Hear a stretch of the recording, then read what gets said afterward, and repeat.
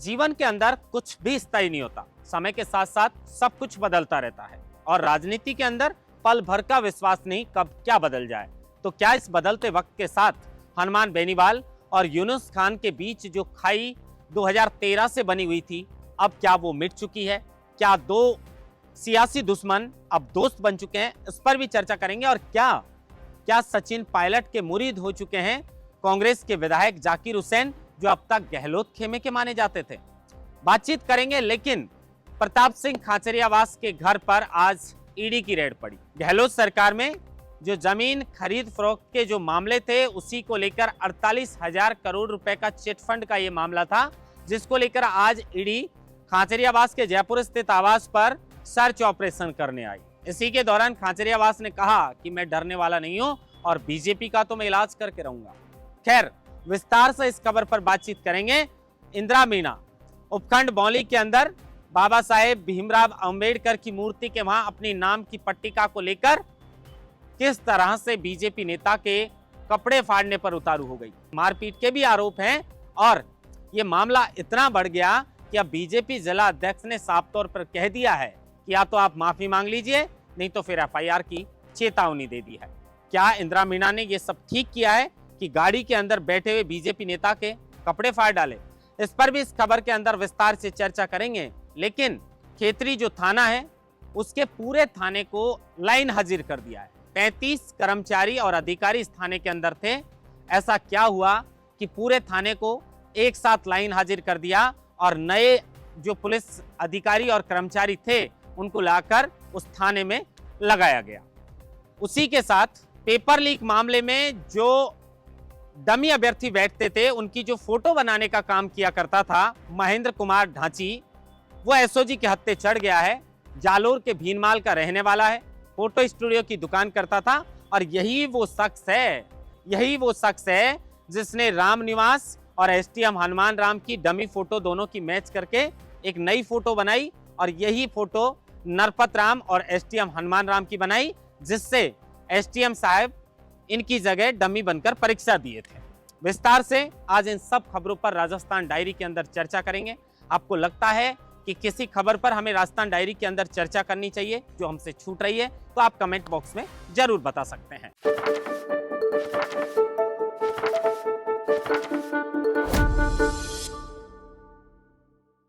नमस्कार, आप देख रहे हैं लोकमत हिंदी और मैं हूं आपके साथ महेंद्र मासूटा। सबसे पहले आज की जो चर्चा है उसकी शुरुआत पॉलिटिकल जिस तरीके का बदलाव ये देखा गया है राजनेताओं के बीच, उसको लेकर करते हैं।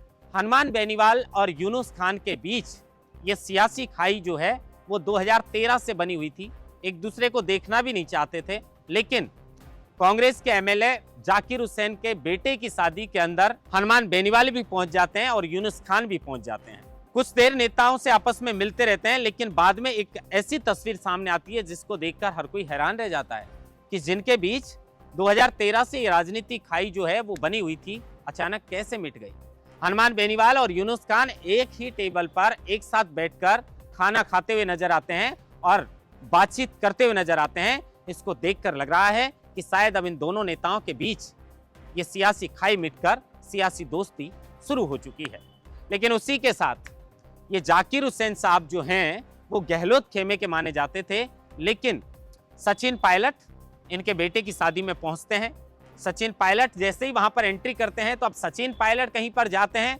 कई कहते हैं कि बार बार आप सचिन पायलट की तारीफ करते हैं। भाई, जो नेता तारीफ करने लायक होता है तो तारीफ भी करेंगे, जिसकी बुराई करनी होती है बुराई भी करेंगे।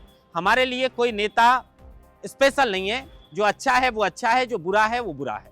सचिन पायलट वहां पर पहुंचते हैं तो सचिन पायलट कर वहां पे पहुंचते ही सब लोग सचिन पायलट की तरफ टूट पड़ते हैं। ऐसे लगता है कि कोई सेलिब्रिटी आ गई, लेकिन राजनीति के एक सेलिब्रिटी की तरह ही है सचिन पायलट। वहां पर जाकर सब उनके साथ फोटो खिंचवाने के लिए लग जाते हैं।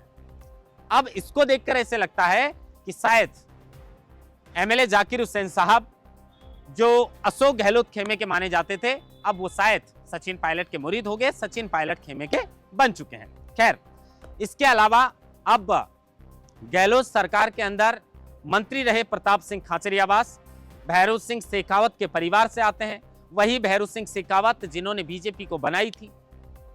ये बात भी आज प्रताप सिंह खाचरियावास ने कही कि बीजेपी को मेरे बड़े बाप भैरू सिंह शेखावत ने बनाई थी और उन्हीं के घर पर, उन्हीं के भाई के घर पर जो है वो बीजेपी ने आज ईडी की रेड पड़वाई है। दरअसल ये जमीन खरीद फरोख्त का जो मामला था, 48,000 करोड़ रुपए के चिटफंड का ये मामला था, जिसको लेकर प्रताप सिंह खाचरियावास के घर के बाहर ईडी की ये रेड पड़ी और इसी को लेकर प्रताप सिंह खाचरियावास के घर जैसे ईडी पहुंचती है तो भारी संख्या में उनके समर्थक जो हैं वो वहां पर पहुंच जाते हैं, जमकर बीजेपी के खिलाफ और ईडी के खिलाफ नारेबाजी भी करते हैं। प्रताप सिंह खाचरियावास के लिए खून बहाने की भी बात करते हैं और प्रताप सिंह खाचरियावास साफ तौर पर ये कहते हैं कि मैं ना झुकने वाला हूं ना डरने वाला हूं, मैं बीजेपी को सबक जरूर सिखाऊंगा, जो गलत करेगा वो डरेगा। लेकिन अब ये एक जांच करनी थी और जांच के लिए ईडी यहां पर आई थी, स्वतंत्र है,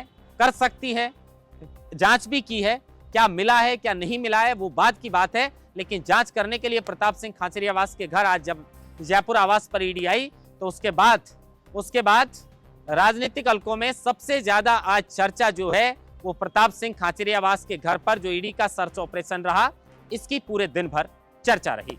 इसके बाद बामनवास से कांग्रेस की विधायक इंदिरा मीणा पर लौटते हैं। इंदिरा मीणा की वो तस्वीर, हर कोई इसको देखकर हैरान था और लोग जमकर ट्वीट भी कर रहे थे, पोस्ट कर रहे थे, कमेंट्स कर रहे थे कि क्या गुंडागर्दी है कांग्रेस की विधायक इंदिरा मीणा की।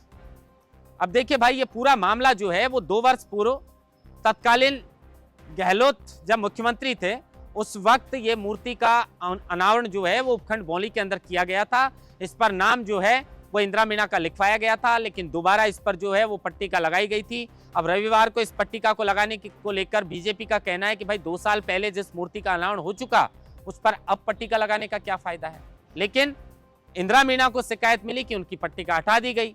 वो गुस्से में वहां पर पहुंची तो बीजेपी के जो मंडल अध्यक्ष हैं हनुमत दीक्षित, उनकी गाड़ी के बाहर जो है वो उनसे भिड़ जाती है, वो गाड़ी के अंदर बैठे रहते हैं और इसी मामले को लेकर वो गाड़ी से उनका शर्ट पकड़कर खींचने लगती हैं, उनकी कॉलर पकड़कर खींचने लगती हैं और उनकी शर्ट इसी बीच फट जाती है।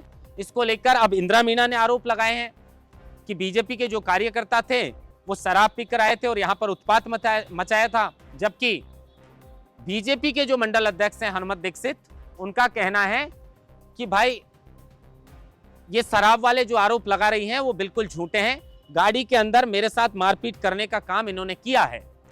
अब इसको लेकर बीजेपी के जो जिला अध्यक्ष हैं उन्होंने कहा है कि या तो इंदिरा मीणा जो है इस पूरे मामले के लिए माफी मांग ले, अन्यथा फिर एफआईआर की चेतावनी दी गई है। लेकिन शायद अब इंदिरा मीणा को अपने हिसाब से ये जायज लग सकता है।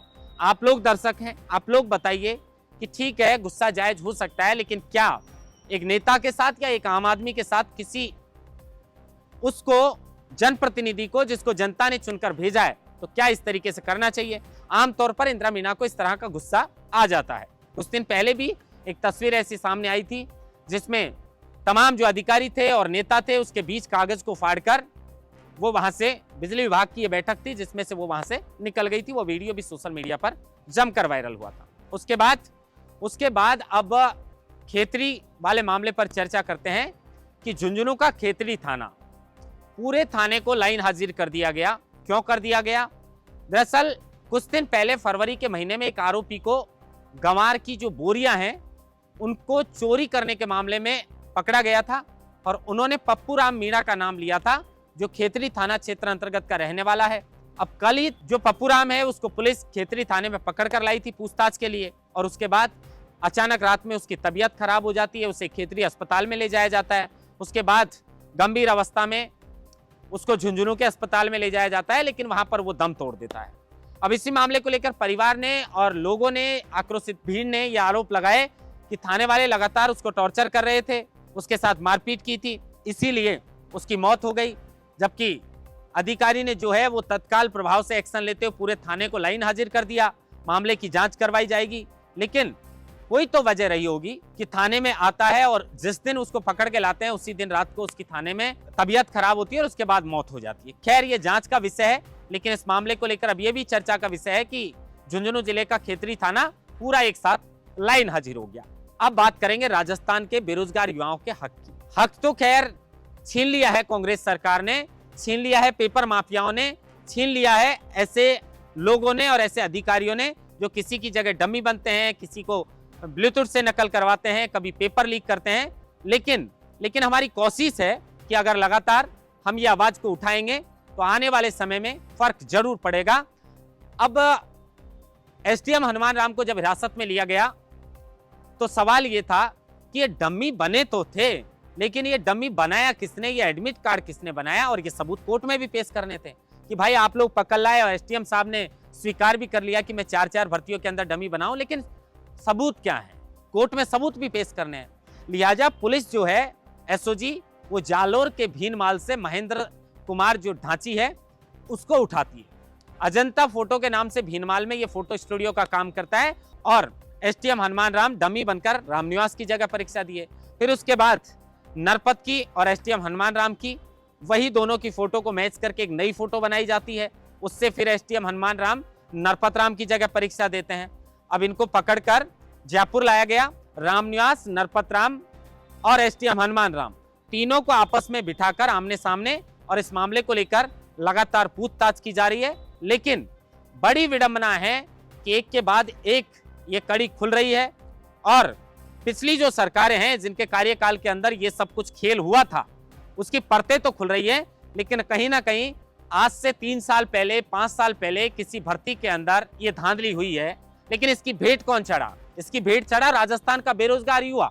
अब बीजेपी सरकार ने चुनाव में इसी को मुद्दा बनाया था, लगातार काम भी कर रही है, एसओजी भी अपना काम ठीक से कर रही है। तो क्या आने वाले समय में, क्योंकि बीजेपी सरकार ने जब ये मुद्दा उठाया था तो कम से कम बीजेपी सरकार से तो ये उम्मीद है कि अपनी सरकार के कार्यकाल में भर्तियों को पारदर्शिता के साथ पूरी करवाएगी।